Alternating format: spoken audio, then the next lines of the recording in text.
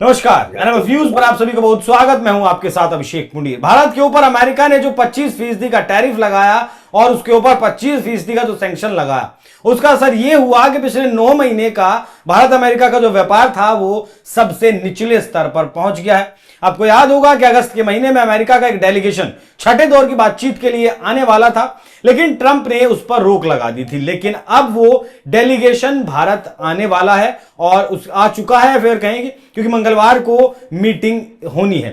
Peter Navarro जो भारत विरोधी, मोदी विरोधी अक्सर बयान देते आए हैं ट्रंप के फेवर में, ट्रंप को खुश करने के लिए, अमेरिका को खुश करने के लिए, उनकी तरफ से भी अब एक ताजा बयान सामने आया जिसमें यह बताया गया। आज इसी विषय पर चर्चा करेंगे कि किस तरीके से अमेरिका बैकफुट पर आया है, क्यों आया है। मेरे साथ मौजूद है निपुण आलम बयान जी। सर, बहुत स्वागत आपका। अमेरिका पहले इस डेलीगेशन को मना करता है कि डेलीगेशन नहीं आएगा, अब इस डेलीगेशन को भेज देता है चुपचाप।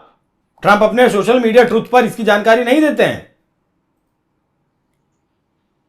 हाँ, देखिए अभिषेक जी, बिल्कुल सही बात आपने कहा। और देखिए, लगातार जिस प्रकार से मैं एक बात बोलता हूँ बार बार, हमेशा आईआर में एक बात कही जाती है, अंतर्राष्ट्रीय संबंधों में बात कही जाती है कि इतना मत खींचो कि टूट ही जाए हम्म और बाजार में फिर वापस लौटने की गुंजाइश ना हो।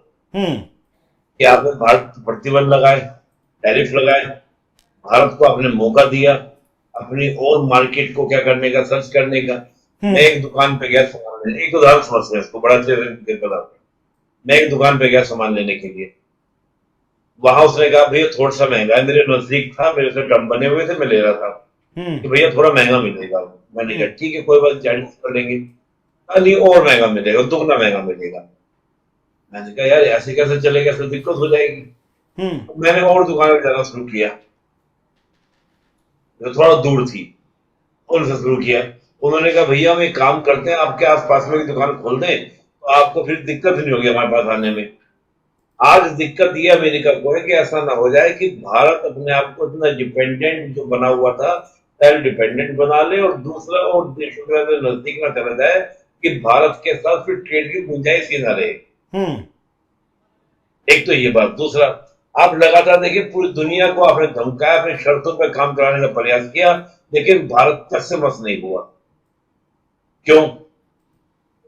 कारण ये था, देखिए भारत है अभी एक इमर्जिंग इकोनॉमी, यानी कि उभरती हुई इकोनॉमी।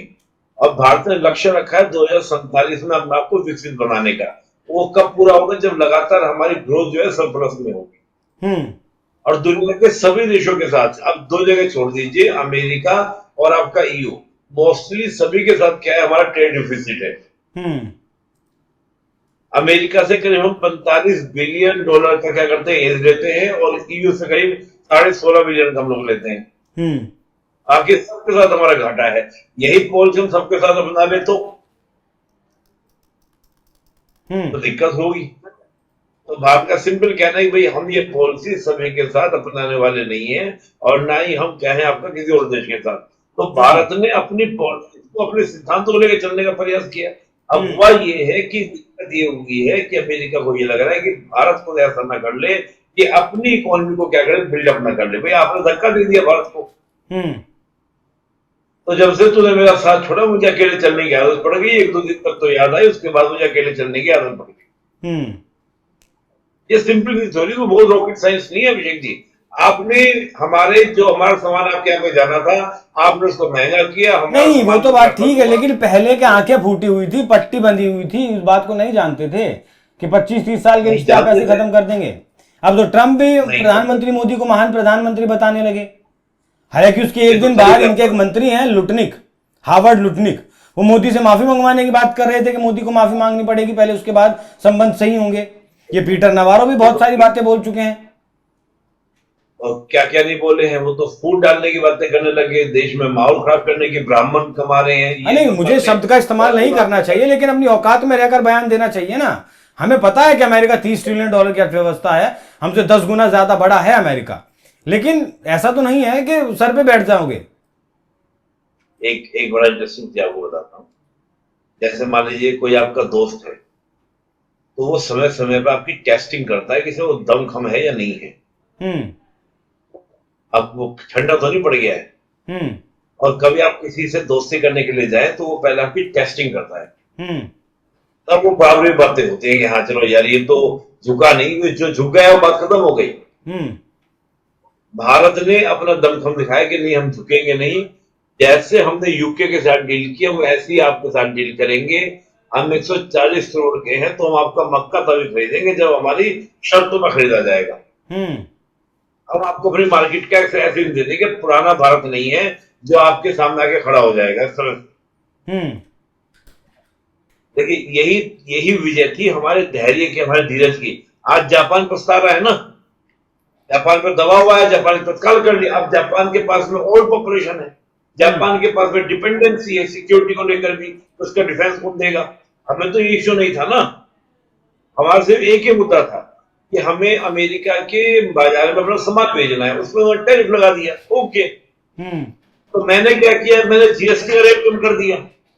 हम्म। इससे क्या हुआ कि जो बाहर जाने वाला सामान तो आज इंडिया में खपत हो जाएगा और हमारे जो एक्सपोर्टर्स हैं वो अपने नीड मार्केट तलाश रहे हैं। हम्म। तो हमने पॉलिसी चेंज की ना तत्काल। अब इसका परिणाम क्या हुआ कि जो इनका सामान हमारे यहाँ पे रखा हुआ था वो सारा देश के मार्केट में खप जाएगा।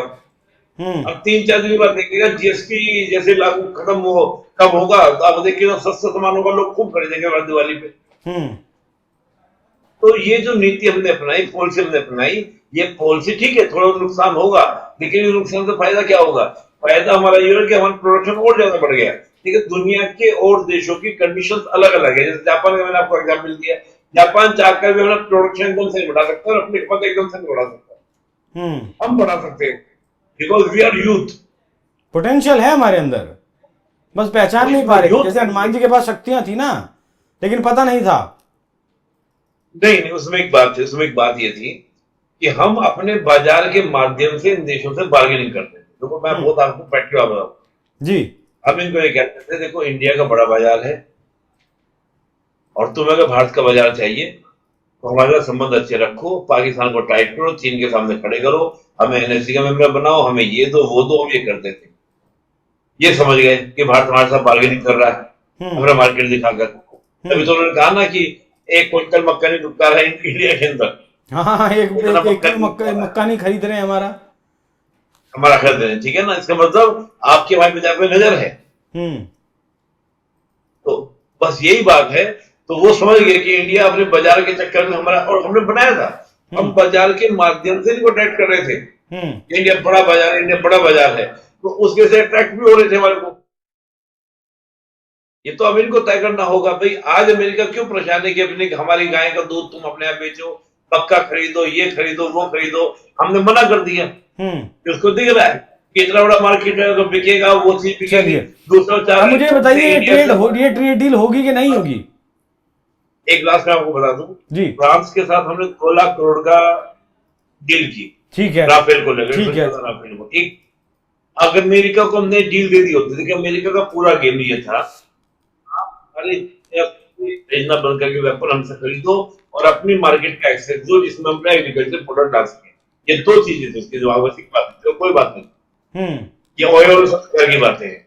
हमने रशिया से हथियार खरीदना कम किया है, अपनी डिपेंडेंसी हमने रशिया से कम कर फ्रांस, इजराइल, अमेरिका सबसे खरीदना शुरू किया था। अमेरिका का कहना पूरी दुनिया को यह था या तो हमारे यहाँ पे इन्वेस्टमेंट करो या हमारे वेपन परचेज करो। ईयू कंट्री हो, जापान कंट्री हो, सबने अमेरिका में इन्वेस्टमेंट करना तय किया। अमेरिका बात जानता हो तो भारत इन्वेस्टमेंट नहीं करेगा, तो भारत को क्या कर, तुम हथियार खरीदो, हथियार हमसे खरीदो। हमने सभी कहा कि नहीं, हम अपनी वहां पे क्या रखेंगे, सेल्फ डिपेंडेंसी रखेंगे। बस इतनी सी बात है, इसी को लेकर पूरा तामझाम आप देखिए, लास्ट में डिस्कस ये निकल कर आएगा जो मैं आपको बता। ठीक है, ये 2030 तक $500 बिलियन का व्यापार दोनों देश दम भर रहे थे ले जाने का। आज स्थिति खराब है। क्या मतलब आपको क्या लगता है कहां जाकर ये डील होगी? अगर होगी तो 25% पर, 20% पर, 30% पर? देखिए कुछ भी कहना संभव नहीं है, लेकिन मैं इतना जरूर कहूंगा कि 50% रहने वाला नहीं है और 25% के आसपास जाकर भी मुझे जो मैं अपना आकलन कर रहा हूँ 15 से 20% का लेके चल रहा हूँ। जो जापान के साथ डील हुई, कुछ उस तरह की डील करने का प्रयास हमारे साथ होगा, जापान के साथ, या फिर यूके के साथ जो हमने डील की वो उसी तरह की डील हमारे साथ अमेरिका के साथ होगी। क्योंकि जो हमें झुकना था, करना था, हम करने होता हम कर दिए होते। हमने बहुत अग्रेसिव मोड नहीं लिया और चीन ने लिया, कि जैसे चीन पे लगा, चीन ने रेसिप्रोकल टैरिफ लगाया, हमने उसने का टैरिफ नहीं लगाया। नहीं, चीन के पास वो शक्ति है ना रेयर अर्थ मेटल्स की, हम हमारे पास वो नहीं थी। नहीं नहीं, देखिए एक्चुअली क्या है ना, आपके प्रतिक्रिया, ब्राजील जैसे देश अमेरिका के सामने खड़े हो रहे थे, हमने तो नहीं किया ना, हमने डिप्लोमेटिक तरीके से किया, तुम करो, हम शांत बैठे, हम वेट कर लेंगे डील को, वेट एंड वॉच, हमने किया ना डील, अपनी शर्तों पे की। ठीक है, अभी भी अपनी शर्तों पर करेंगे या कोई रेड लाइन पार हो सकती है? नहीं, मुझे नहीं लगता कि हम अपनी शर्तों को तोड़ेंगे। देखिए इसका रीजन ये है कि पोटेंशियल है, भारत को तोड़ना इतना होता कोई तो पहले तोड़ चुके होते। पहला इतना कोई प्रेशर लेने की जरूरत नहीं है, क्योंकि भारत अपनी व्यवस्था को लेकर चल दिया है। अगर हमें चुगना होता तो हम जीएसटी का रेट कम ना किए होते।